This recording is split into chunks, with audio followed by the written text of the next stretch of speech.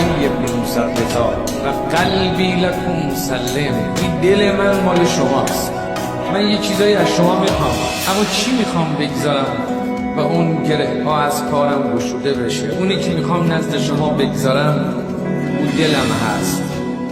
دل رضوی شد، جوارح هم رضوی نشد.